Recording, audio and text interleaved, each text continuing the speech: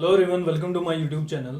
इस वीडियो के अंदर हम थर्ड चैप्टर मेटल और नॉन मेटल क्लास 10th उसका आगे के जो टॉपिक्स हैं उनको कवर अप करेंगे। So let's start. So first of all we are talking about the concentration of ore और the enrichment of ore. Last video में हमने उनकी रिएक्टिविटी मेटल्स और नॉन मेटल्स की रिएक्टिविटी सीरीज के अकॉर्डिंग उनको सेपरेट करना सीखा था कि किस किस मेथड से हम उनको सेपरेट करेंगे, कैल्सिनेशन, रोस्टिंग मेथड और इलेक्ट्रोलाइसिस मेथड। ठीक है। So the concentration of ore, the enrichment of ore. So first method is hydraulic washing.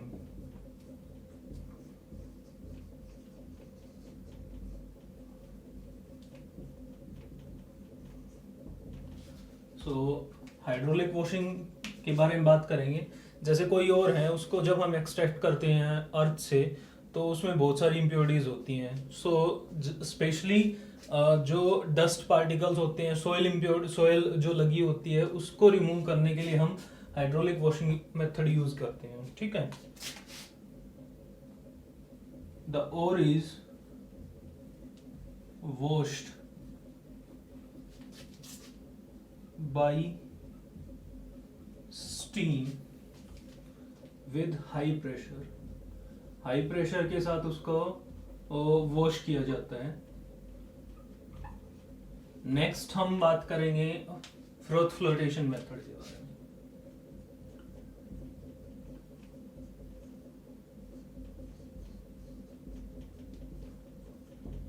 इस मेथड के अंदर फ्लोटेशन, सॉरी स्पेलिंग मिस्टेक हो गई, फ्लोटेशन। ठीक है। तो ये जो मेथड है वो स्पेशली सल्फाइड ओर्स के लिए यूज किया जाता है और इसके अंदर हम जनरली ऑयल का यूज करते हैं, क्योंकि आपको पता है कि जो ऑयल है उसकी डेंसिटी कम होती है, जिसकी वजह से वो तैरता है। ठीक है, वाटर सरफेस के ऊपर। तो इसमें क्या करते हैं, एक कंटेनर के अंदर हम मिक्सचर लेते हैं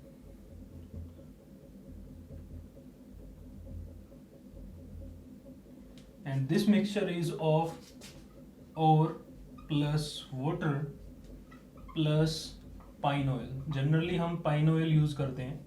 पाइन को हिंदी में चीड़ बोला जाता है, चीड़ का तेल का प्रयोग किया जाता है। ठीक है।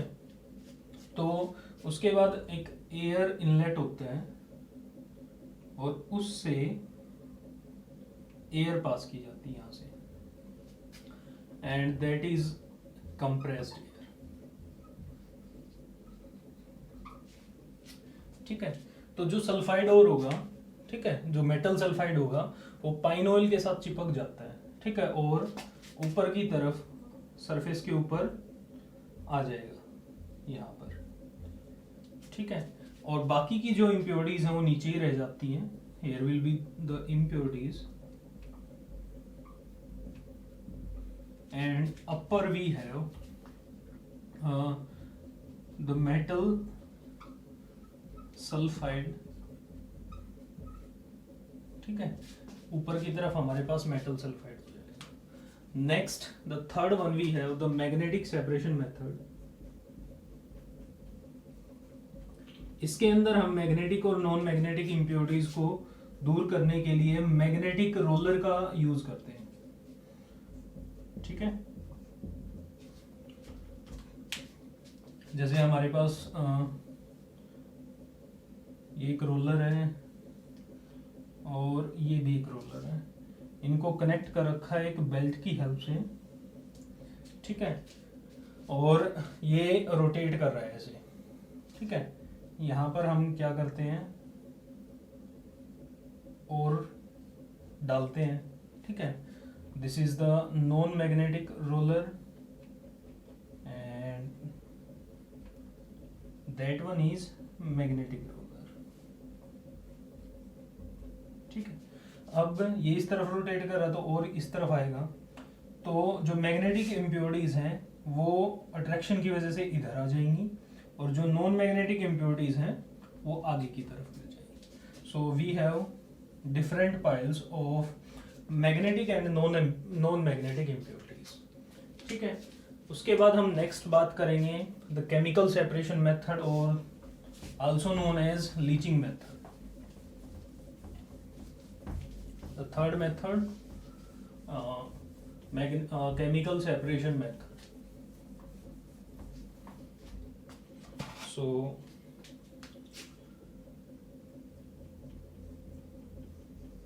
chemical सेपरेशन, और इसको लीचिंग मेथड भी बोल सकते हैं. ठीक है, लीचिंग मेथड में क्या किया जाता है, एक स्पेशल रिएजेंट के साथ जो इम्प्योर सैंपल है हमारा, ठीक है, इम्प्योर मेटल कंपाउंड है, उसको उसके साथ ट्रीट किया जाता है. तो जो रिएजेंट है वो सिर्फ मेटल के साथ, यानी कि मेटल ओर के साथ रिएक्ट करेगा, ना कि उसकी इम्प्योरिटीज के साथ. ठीक है, so I am writing here a special reagent is used in chemical separation method which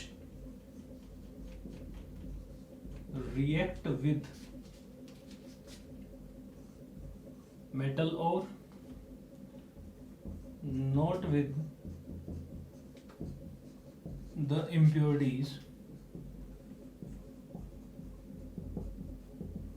ठीक है, ये और के साथ रिएक्ट करेगा, ना कि उसकी इम्प्योरिटीज के साथ रिएक्ट करेगा, मेटल कंपाउंड के अंदर जो प्रेजेंट होती हैं.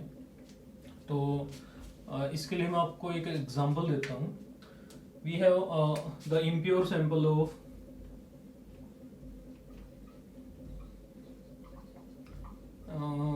aluminum aluminum oxide, that is Al2O3. this is impure. ठीक है, उसके बाद हम बात करते हैं कि जब इसको कास्टिक सोडा के साथ, कास्टिक सोडा हम बात कर चुके हैं, कास्टिक सोडा क्या होता है, sodium hydroxide, that is NaOH. तो इसके साथ ट्रीट करते हैं तो क्या ये कैसे बिहेव करता है. So we will have Al2O3 plus NaOH. ठीक है, तो जैसे ही ये रिएक्शन होती है तो हमारे पास आ जाएगा सोडियम एल्यूमिनेट. ठीक है, sodium aluminate plus water. So this is our product. उसके बाद जब इसको फिर से ट्रीट किया जाता है प्लस वाटर, ठीक है, तो इसको हीट करते हैं, तब क्या होगा, हमारे पास एल्यूमिनियम हाइड्रोक्साइड आएगा, प्लस एल्यूमिनियम हाइड्रोक्साइड और सोडियम हाइड्रोक्साइड ऑब्टेन हो जाते हैं हमारे पास. ठीक है, अब यहाँ पर देखिए हमने सोडियम हाइड्रोक्साइड का पहले यूज किया था as a reactant, but at the last we got it as a product. यानी कि ये आपको वैसा का वैसा मिल जाएगा, थोड़ी सी कंसंट्रेशन कम हो जाएगी, लेकिन it will be obtain same as it is that is used in the previous reaction. जो पहली रिएक्शन में हमने यूज किया था सेम एज इट इज हमें वैसे मिल जाएगा.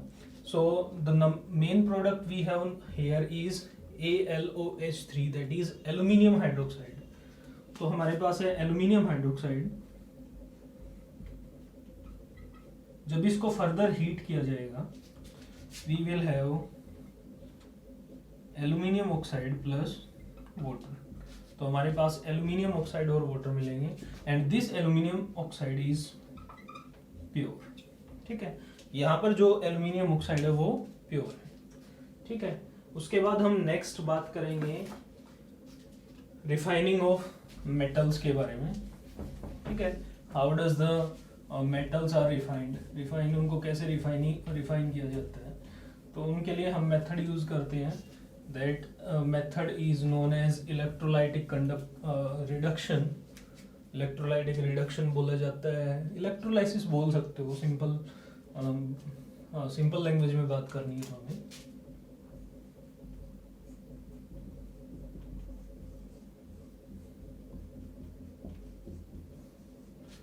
ठीक है, तो रिफाइनिंग ऑफ मेटल का मतलब क्या होता है?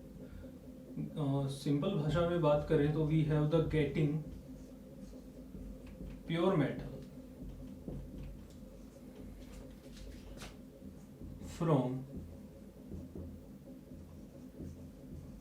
Impure sample. ठीक है, getting pure metal from the impure sample is known as refining of metal. जो हमारे पास इम्प्योर सैंपल है, ठीक है, उसको एनोड की तरह ट्रीट किया जाता है। ठीक है, अब इसके बारे में बात करेंगे। The pure sample is will be deposit on the cathode, cathode के ऊपर डिपोजिट हो जाएगा। ठीक है, उसके बाद एक सॉल्यूशन होता है that is electrolytic solution. Electrolyte will be the salt solution of that metal which we are getting. Salt solution of the metal. ठीक है, इसका एक एग्जांपल देता हूँ इलेक्ट्रोलाइट का। जैसे मान लो हमें जिंक ऑब्टेन करना है, ठीक है, जिंक चाहिए हमें, तो हम कौन सा इलेक्ट्रोलाइट, कौन सा साल्ट सॉल्यूशन यूज करेंगे? We will use the zinc sulphate, that is ZnSO4। यदि हम कॉपर की बात करें तो in the case of copper it will be copper sulphate, copper sulphate होगा। तो इसके लिए हम क्या करते हैं? वी हैव ए कंटेनर, हमारे पास एक कंटेनर है, ठीक है, और इसके अंदर क्या करेंगे हम? जो मेटल रोड्स हैं वो यूज की जाती है और उनको बैटरी और एक स्विच की हेल्प से कनेक्ट किया जाता है। ठीक है, जो पॉजिटिव टर्मिनल के साथ जुड़ता है उसको एनोड बोला जाता है, जो नेगेटिव टर्मिनल के साथ जुड़ता है उसको कैथोड बोला जाता है। This will contain the negative charge. ठीक है, और यहाँ पर हम क्या करते हैं? सॉल्यूशन यूज करते हैं।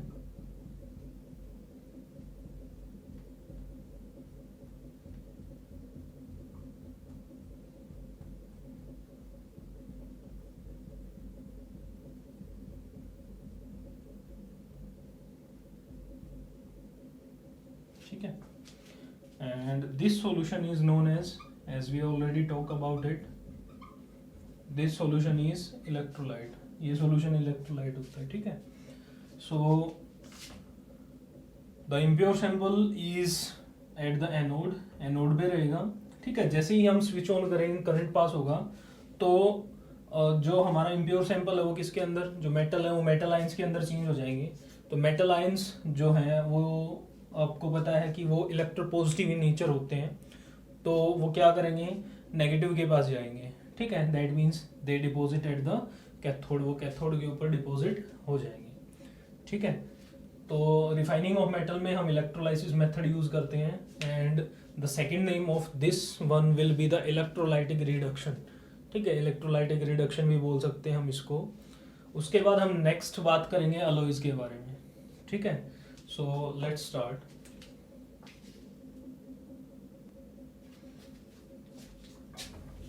सो 9th क्लास में आपने मिक्सचर्स के बारे में पढ़ा था। मिक्सचर्स क्या होते हैं? Mixture is the combination of 2 और मोर एलिमेंट्स, 2 या 2 से ज़्यादा एलिमेंट्स जब एक दूसरे को हम फिजिकली, कंपाउंड्स को हम सॉरी एलिमेंट्स नहीं, कंपाउंड्स को जब हम फिजिकली मिलाते हैं दैट, तो उनसे हमसे फिजिकली मिलाएंगे तब हमारे पास मिक्सचर बनते हैं। ठीक है, तो मिक्सचर जो होते हैं वो 2 टाइप के होते हैं। We have the homogeneous mixture and heterogeneous mixture. ठीक है, तो अलॉयज जो होते हैं वो होमोजीनियस मिक्सचर होते हैं। two or more metal and non-metals. Alloys are the homogeneous mixture of two or more metal and non-metal. ठीक है, तो इसके अंदर क्या करते हैं हम, एक अलॉय के अंदर जैसे मान लो हमारे पास है ब्रेस है, ठीक है, विच इज़ द इसके कंस्टिट्यूएंट जो होते हैं वो होते हैं कॉपर और जिंक। तो कॉपर है वो ज़्यादा अमाउंट के अंदर प्रेजेंट होता है, तो क्या करते हैं उनको हीट किया जाता है। सबसे पहले जो प्राइमरी मेटल होगा या नॉन मेटल होगा उसको हीट किया जाएगा। प्राइमरी मेटल कौन सा होता है, जो कि ज़्यादा अमाउंट के अंदर, ज़्यादा प्रोपोर्शन के अंदर प्रेजेंट होते हैं, ठीक है, और बाकी के अलग जो रह गए हमारे पास, जो उसके अदर कंस्टिट्यूएंट हैं, उनको उसके साथ मिक्स किया जाता है और बाद में उसको कूल किया जाता है, ठीक है। So after that we get the alloys. तो अलॉयज का बेसिकली पर्पस क्या होता है बनाने का, तो जब हम मिक्सचर यूज करते हैं, ठीक है, तो उसके अंदर दोनों की प्रॉपर्टीज आती हैं, ठीक है। तो उनकी प्रॉपर्टीज को इन्हेंस करने के लिए हम क्या करते हैं, अलॉयज की फॉर्मेशन करते हैं, ठीक है। सो कुछ अलॉयज और उनके कंस्टिट्यूएंट के बारे में बात करते हैं।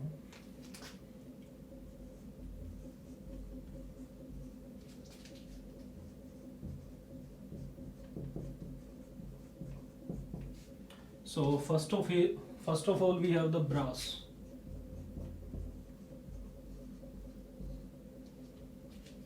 ठीक है, एंड इसके अंदर जो कंस्टिट्यूएंट होते हैं वो होते हैं कॉपर और जिंक, ठीक है। नेक्स्ट है हमारे पास ब्रोंज। इसके जो कंस्टिट्यूएंट होते हैं वो होते हैं कॉपर और टीन। टीन का सिंबल Sn होता है, ठीक है। जिंक का Zn, कॉपर का Cu। नेक्स्ट है मैग्नीशियम, ठीक है, और मैग्नीशियम, और ये एल्यूमिनियम का लास्ट पार्ट होगा हमारे पास। सो ये मैग्नीशियम, इसका सिंबल Mg होते हैं, और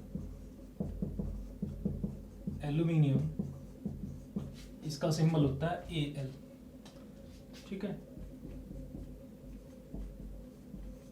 स्टील की बात करें हम, स्टील के अंदर आयरन और कार्बन का मिक्सचर यूज किया जाता है, ठीक है।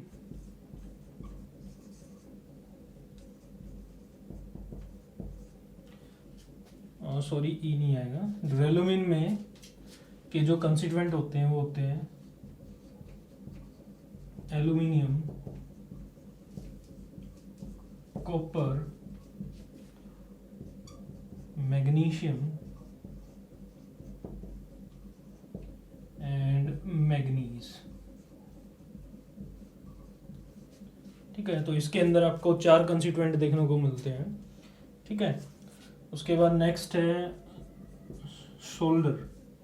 इसका यूज़ क्या करते हैं, जो फ़ोन वगैरह रिपेयर करने वाले होते हैं वो ज़्यादातर यूज़ करते हैं इसको, ठीक है, स्टिच, टाके वगैरह लगाने के लिए आपको कंपोनेंट्स के। तो ये जनरली मेटल्स को कंबाइन करने के लिए यूज़ किया जाता है, ठीक है। तो इसके अंदर हम लेड, इसका जो लेड का सिंबल क्या होता है, that is Pb, and tin का अभी बताया था मैंने Sn, ठीक है। लेड और टीन यूज करते हैं। और एक और है जर्मन सिल्वर। जर्मन सिल्वर के अंदर हम कॉपर, निकल और जिंक यूज करते हैं, ठीक है। So these are the constituent and these are the alloys. ये कॉमनली यूज्ड अलॉयज हैं। जिन बच्चों ने होमवर्क नहीं भेजा है तो प्लीज़ मेरे व्हाट्सएप नंबर पर होमवर्क भेज दें, ताकि मैं चेक कर पाऊँ कि कौन बच्चे ऐसे हैं जो काम कर रहे हैं और कौन से ऐसे बच्चे हैं जो काम नहीं कर रहे हैं। ठीक है, तो इस वीडियो के लिए इतना ही। Thank you everyone.